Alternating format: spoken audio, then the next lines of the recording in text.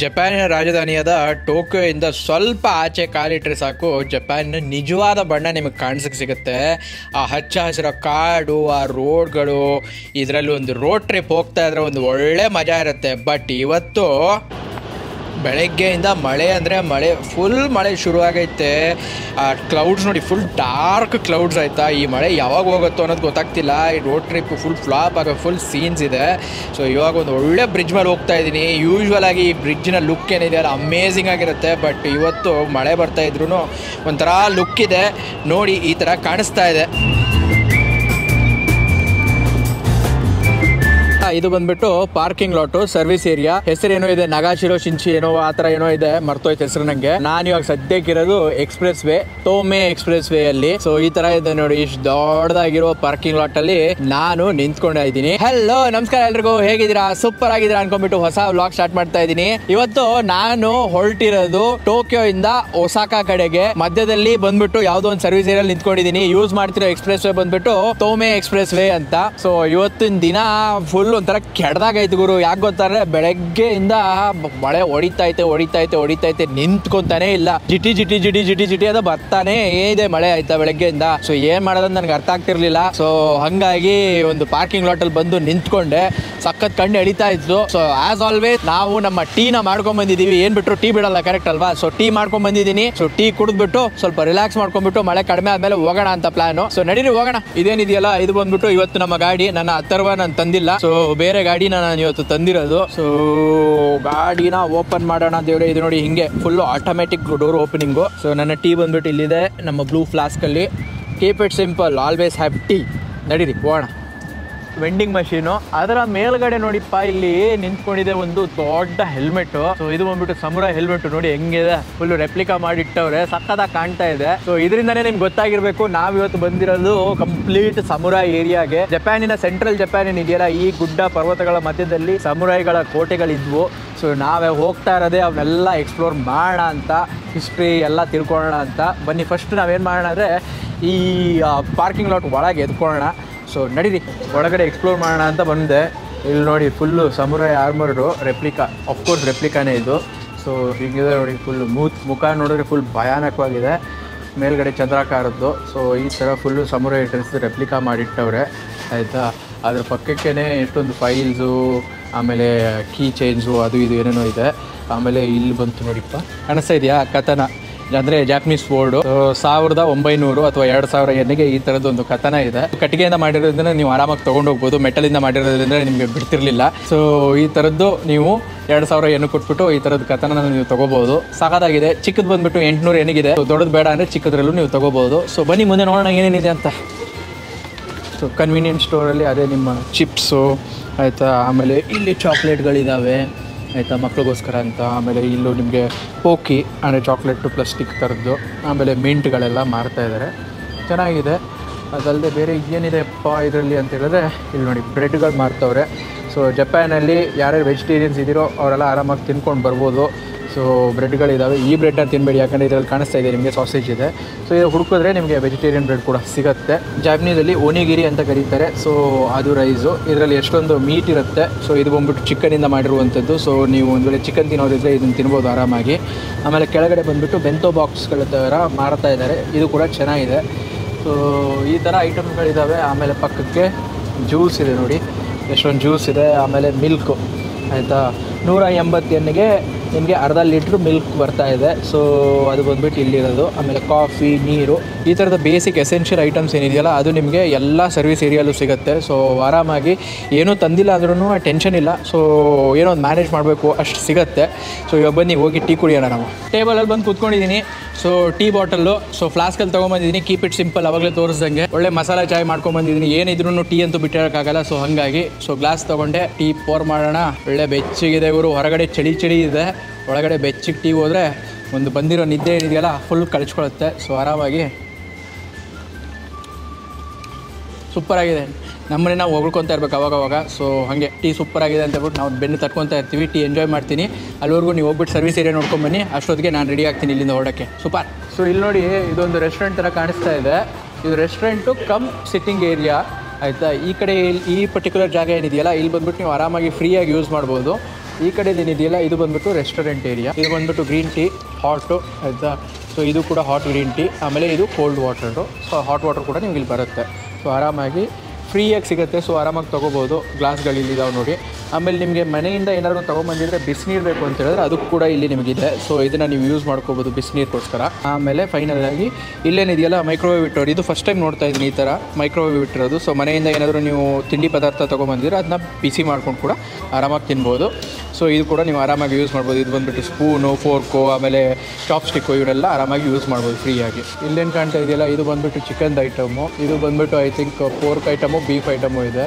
ಇದು ಬಂದುಬಿಟ್ಟು pork item ಆಯಿತಾ. ಇದು ಬಂದುಬಿಟ್ಟು ಪೋರ್ಕ್ ಐಟಮ್ಮು ಆಯಿತಾ. ಪೋರ್ಕ್ ಸ್ಟರ್ ಫ್ರೈ ಅನ್ಕೊತೀನಿ. ಸೊ ಈ ಥರ ಇದೆ. ಇಲ್ಲಿ ನೀವು ಕಾಸು ಅಥವಾ ನಿಮಗೆ ID ಅಥವಾ ಎಲೆಕ್ಟ್ರಾನಿಕ್ ಮನಿ ಏನಿದೆಯಲ್ಲ ಅದನ್ನು ಟಚ್ ಮಾಡಿಬಿಟ್ಟು ಇಲ್ಲಿಂದ ಇಲ್ಲಿ ನಿಮಗೆ ಏನು ಬೇಕೋ ಸೆಲೆಕ್ಟ್ ಮಾಡ್ಕೊಂಬಿಟ್ಟು ಇವ್ರಿಗೆ ಹೋಗಿ ಕೊಟ್ಟರೆ ಇವರು ನಿಮಗೆ ಊಟ ಕೊಡ್ತಾರೆ. ಸೊ ಆ ಥರ ಸಿಸ್ಟಮ್ ಇದೆ ಇಲ್ಲಿ. ಸೊ ಇದು ಬಂದುಬಿಟ್ಟು service counter plus cash counter ಕೂಡ. ಸೊ ಕ್ಯಾಶ್ ಕೌಂಟ್ರಿಗೋಸ್ಕರ ಯಾರೂ ಇಲ್ಲ, ಇದೇ ಇರೋದು ಸೇಮ್ ಮಷೀನು. ಸೊ ಈ ಥರ ಇದೆ ನೋಡಿ ಫುಲ್ಲಾಗಿ ನಮ್ಮ ಸರ್ವಿಸ್ ಏರಿಯಾ. ಸೂಪರಾಗಿದೆ. ಊಟ ಮುಗಿಸ್ಕೊಂಡ್ಬಿಟ್ಟು ಸ್ವಲ್ಪ ವೆದರ್ ಕ್ಲಿಯರ್ ಆಯ್ತಪ್ಪ ಅಂತ ಹೇಳ್ಬಿಟ್ಟು ಹೊರಟ್ವಿ. ಇದು ನಿಮಗೇನು ಕಾಣಿಸ್ತಾ ಇದೆಯಲ್ಲ ಇದು ಆವಾಗಲೇ ಹೇಳ್ದಂಗೆ ತೋಮೆ ಎಕ್ಸ್ಪ್ರೆಸ್ ವೇ. ಇದು one of the major expressway ಜಪಾನಲ್ಲಿ. ಟೋಕಿಯೋಯಿಂದ ಒಸಾಕ ತನಕ ಈ ಎಕ್ಸ್ಪ್ರೆಸ್ ವೇ ಹೋಗುತ್ತೆ, ಅಂದರೆ ನಾಗೋಯಾ ತನಕ ಹೋಗುತ್ತೆ ಟೆಕ್ನಿಕಲಿ. ಅದಾದಮೇಲೆ ಬೇರೆ ಎಕ್ಸ್ಪ್ರೆಸ್ ವೇ ಬರುತ್ತೆ. ಬಟ್ ಬ್ಯೂಟಿಫುಲ್ ಅಂದರೆ ಬ್ಯೂಟಿಫುಲ್ ರೋಡು. ನಿಮಗೇನಾದ್ರು ಚಾನ್ಸ್ ಸಿಕ್ಕರೆ ಖಂಡಿತವಾಗ್ಲೂ ಈ ರೋಡಲ್ಲಿ ಡ್ರೈವ್ ಮಾಡಿ. ಅಮೇಝಿಂಗ್ ರೈಡ್ ಇರುತ್ತೆ.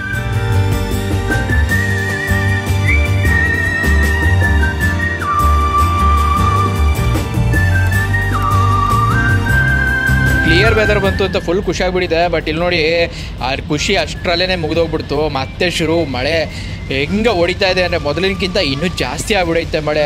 ಏನೂ ಕಾಣ್ತಾ ಇಲ್ಲ. ವಿಸಿಬಿಲಿಟಿ ಆಲ್ಮೋಸ್ಟು ಕಡಿಮೆ ಅಂದರೆ ಫುಲ್ ಕಡಿಮೆ ಆಗಿಬಿಟ್ಟಿದೆ. ಬಟ್ ಹೋಗ್ತಾ ಇದ್ದೀವಿ, ನೋಡೋಣ. ಪ್ರೆಡಿಕ್ಷನ್ ಇರೋದು ಇವತ್ತು ಸಾಯಂಕಾಲ ತನಕ ಮಳೆ ಇದೆ, ನಾಳೆಯಿಂದ ಫ್ರೀ ಇದೆ ಅಂತ. ಸೊ ಹಾಗಾಗಿ ಇವತ್ತಿನ ದಿವಸದಲ್ಲಿ ಟ್ರಾವೆಲ್ ಮುಗಿಸ್ಕೊಂಡ್ಬಿಟ್ಟು ನಾಳೆ ನಾವು ಆರಾಮಾಗಿ ಎಂಜಾಯ್ ಮಾಡೋಣ ಅಂತ ಪ್ಲ್ಯಾನ್ ಇರೋದು. ಸೊ ನಡೀರಿ ನೋಡೋಣ.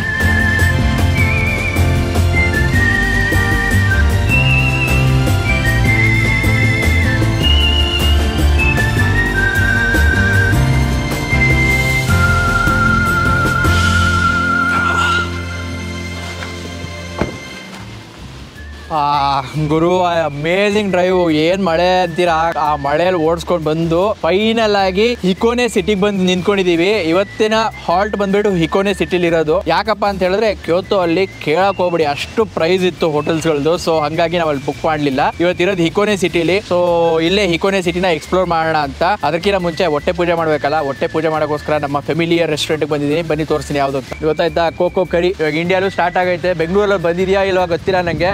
ಬಂದಿದ್ರೆ ಖಂಡಿತವಾಗ್ಲೂ ಕಮೆಂಟಲ್ಲಿ ತಿಳಿಸಿ. ಸೊ ಇದು ಬಂದ್ಬಿಟ್ಟು ಜಾಪನೀಸ್ ಕರಿ ರೆಸ್ಟೋರೆಂಟು. ಸೊ ಇಲ್ಲಿಗೆ ಬಂದಿದ್ದೀವಿ. ಈಗ ಇಲ್ಲಿಗೆ ಹೋಗ್ಬಿಟ್ಟು ಏನೇನು ಸಿಗುತ್ತೆ ಏನೇನು ಸಿಗಲ್ಲ ಎಲ್ಲದನ್ನೂ ನೋಡೋಣ ಬನ್ನಿ.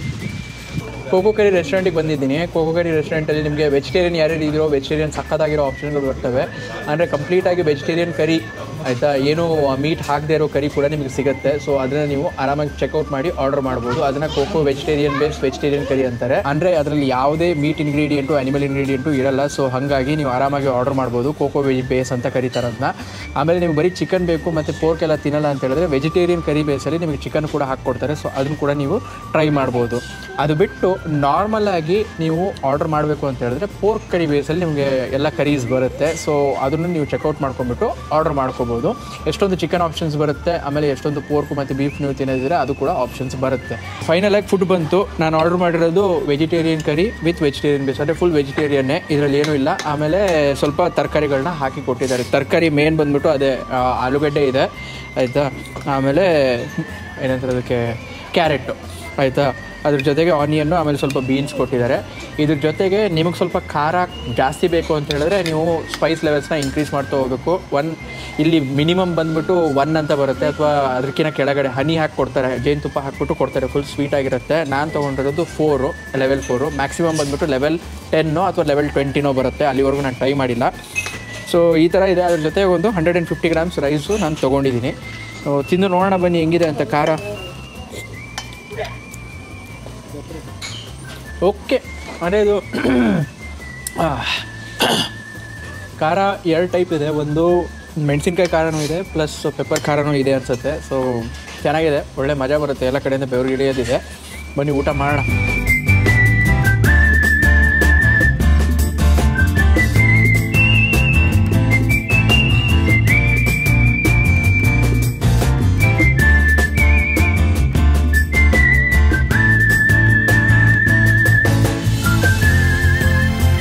ಬಿವಾಕೋ ಕರೀಲಿ ಒಳ್ಳೆ ಊಟ ಮುಗಿಸ್ಕೊಂಡ್ಬಿಟ್ಟು ಹಿಕೋನೆ ಸಿಟಿ ಒಳಗೆ ನಾವು ಹೋಗ್ತಾ ಇದ್ವಿ.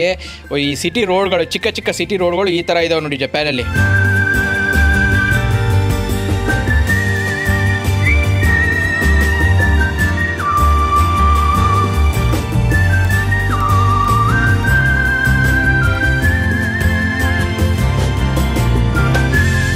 ಗಾಡಿಯಲ್ಲಿ ಪಾರ್ಕ್ ಮಾಡ್ಬಿಟ್ಟು ಹಿಂಗ್ ತಿರುಗ್ದೆ ಆಯ್ತಾ, ಇಲ್ಲಿ ನೋಡಿ ಬಿವಾಕೋ ಯಪ್ಪ ಹೆಂಗ್ ತಳ್ತಾ ಇದೆ ಅಂದ್ರೆ, ಓ ಸಮುದ್ರಕ್ಕೆ ಬಂದಂಗೆ ಐತೆ ಗುರು ಇಲ್ಲಂತೂ ಸೂಪರು.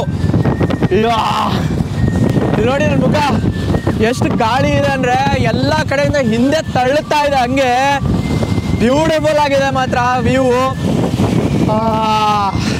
ಇಲ್ಲಿ ಬಂದ್ಬಿಟ್ಟು ಸುಮ್ಮನೆ ಹಿಂಗೆ ನಿಂತ್ಕೋಬೇಕಷ್ಟೇ, ಸೂಪರ್ ಆಗಿದೆ ಗುರು, ಸೂಪರ್.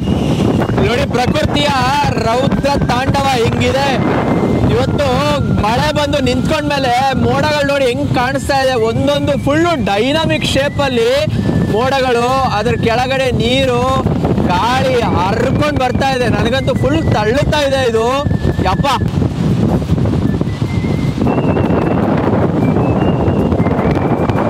ನಿಲ್ಲೇ ಇಲ್ಲ ಗುರು, ಅಲ್ಲಂತೂ ಹೆಂಗ್ ಗಾಳಿ ಹೊಡಿತಾ ಇದ್ರೆ ತಡಿಯೋಕೆ ಆಗ್ತಾರೆ, ಅಷ್ಟು ಗಾಳಿ ಹೊಡಿತಾ ಇದೆ.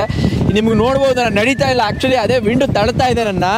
ಸೊ ಸೂಪರ್ ಆಗಿತ್ತು ಮಾತ್ರ ಎಕ್ಸ್ಪೀರಿಯನ್ಸು, ಡಿಫ್ರೆಂಟಾಗಿ. ಪ್ರತಿ ಸತಿ ಬಿವಾಕೋಗೆ ಬಂದಾಗ್ಲೂ ಫುಲ್ಲು ಎಂಜಾಯ್ಮೆಂಟ್ ಎಕ್ಸ್ಪೀರಿಯನ್ಸ್ ಇರ್ತಿತ್ತು, ಕ್ಯಾಂಪಿಂಗು, ಕೆರೆಯಲ್ಲಿ ಹಾರಾಡೋದು ಅದು ಇದು ಅಂದ್ಕೊಂಡು. ಬಟ್ ಈ ಸತಿ ಫುಲ್ಲು ರೌದ್ರ ತಾಂಡವನೇ ಅನ್ಕೋಬೋದು, ಆ ಥರ ಇತ್ತು ಗಾಳಿ. ಸೊ ಸಾಕಪ್ಪ ಗುರು ಅಂತ ಹೇಳ್ಬಿಟ್ಟು, ಯಾಕೆಂದ್ರೆ ನನಗೊಂಥರ ಸ್ವಲ್ಪ ಭಯ ಆಗ್ತಾ ಇತ್ತು, ಪ್ಲಸ್ ಗಾಳಿ ಸಕ್ಕತ್ತಾಗಿ ಹೊಡಿತಾ ಇತ್ತು, ನೀರು ಕೂಡ ತುಂಬ ಅಗ್ರೆಸಿವ್ ಆಗಿರ್ತಾ ಇತ್ತು. ಹಾಗಾಗಿ ಅಲ್ಲಿಂದ ಹೊರಟು ಬಂದೆ. ಇವಾಗ ನೆಕ್ಸ್ಟು ಹಿಕೋನೆ ಕಾಸಲ್ಗೆ ಹೋಗೋಣ ಅಂತ ಪ್ಲ್ಯಾನು. ಬನ್ನಿ ನೋಡೋಣ ಏನೇನಾಗುತ್ತಂತ.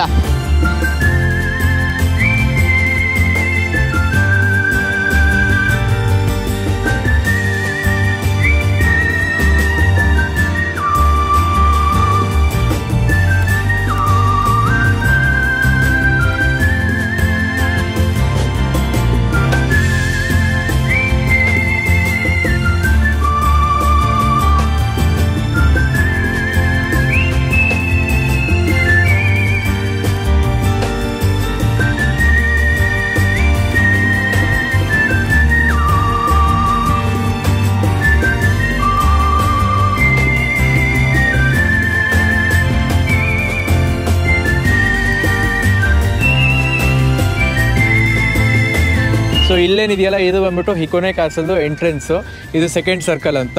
ಇಲ್ಲಿ ನಿಮ್ಗೇನು ಕಾಣ್ತಾ ಇದೆಯಲ್ಲ, ಇದು ಬಂದ್ಬಿಟ್ಟು ಈ ಕೋಟೆಯ ಮೋಟು. ಸೊ ಈ ಕೋಟೆನ ರಕ್ಷಿಸೋಕ್ಕೋಸ್ಕರ ಅಂತ ಮಾಡಿರುವಂಥ ಟೆಕ್ನಿಕ್ಕು, ನಮ್ಮ ಇಂಡಿಯಾಲೂ ಇದು ತುಂಬ ಕಾಮನ್ನು. ಸೊ ಈ ಮೋಟ್ನ ಕ್ರಾಸ್ ಮಾಡಲಿಕ್ಕೆ ಅಂತ ಈ ಥರ ಬ್ರಿಡ್ಜ್ ಕೊಟ್ಟಿದ್ದಾರೆ, ಕಟ್ಟಿಗೆಯ ಬ್ರಿಡ್ಜು. ಸೊ ಕಟ್ಟಿಗೆಯ ಬ್ರಿಡ್ಜಲ್ಲಿ ನಾವು ಕ್ರಾಸ್ ಮಾಡ್ಕೊಂಡು ಹೋಗಬೇಕು. ಬನ್ನಿ ಹೋಗೋಣ ಮುಂದೆ.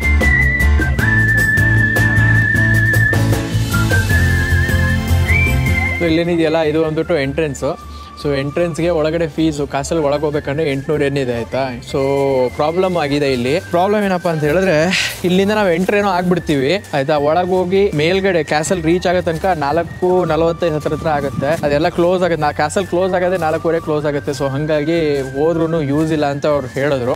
ಇಲ್ಲ ನಾವು ಓಡಬೇಕಾಗತ್ತೆ, ನಿಮ್ಗೂ ಏನು ತೋರ್ಸೋಕ್ಕಾಗಲ್ಲ, ನನಗೂ ನೋಡೋಕ್ಕಾಗಲ್ಲ. ಸೊ ಹಾಗಾಗಿ ಬೇಡ ಕಾಸಲ್ಲು ಅಂತ ಅನ್ಕೊಂಡ್ಬಿಟ್ಟು ಇಲ್ಲೇ ಸ್ಟಾಪ್ ಮಾಡ್ತಾ ಇದ್ದೀನಿ ಅಷ್ಟೇ. ಸೊ ಅಷ್ಟು ಹೇಳ್ತಾ ಏನೋ ಒಂದು ಉಳ್ಕೊಂತು, ಬಟ್ ಸ್ಟಿಲ್ ಹೋಪ್ಫುಲ್ ನಿಮಗೆ ಈ ವ್ಲಾಗ್ ಇಷ್ಟ ಆಗಿದೆ ಅನ್ಕೊತಾ ಇದ್ದೀನಿ. ಇಷ್ಟ ಆಗಿದ್ರೆ ಖಂಡಿತವಾಗ್ಲೂ ಲೈಕ್ ಬಟನ್ ಮೇಲೆ ಪ್ರೆಸ್ ಮಾಡಿ, ಆಮೇಲೆ ನಿಮ್ಮ ಫ್ಯಾಮಿಲಿ ಫ್ರೆಂಡ್ಸ್ ಎಲ್ಲರ ಜೊತೆ ಶೇರ್ ಮಾಡಿ ಅಂತ ಹೇಳ್ತಾ, ಯಾರೇ ಸಬ್ಸ್ಕ್ರೈಬ್ ಮಾಡ್ಕೊಂಡಿದ್ರೆ ಎಲ್ಲರಿಗೂ ತುಂಬ ಥ್ಯಾಂಕ್ ಯು. ಸಬ್ಸ್ಕ್ರೈಬ್ ಮಾಡ್ಕೊಳ್ದಿರೋರಿಗೆ ಏನು ಪ್ರಾಬ್ಲಮ್ ಇಲ್ಲ, ಬಿಂದಾಗಿ ನಿಮ್ಮ ಟೈಮಲ್ಲಿ ಸಬ್ಸ್ಕ್ರೈಬ್ ಮಾಡ್ಕೊಳ್ಳಿ ಅಂತ ಹೇಳ್ತಾ, ನಾನು ನಿಮ್ಮಲ್ಲಿ ಸಿಗ್ತೀನಿ ನೆಕ್ಸ್ಟ್ ಟಾಪಲ್ಲಿ, ನೆಕ್ಸ್ಟ್ ವ್ಲಾಗಲ್ಲಿ. ಅಲ್ಲಿವರೆಗೂ take care, love you, bye.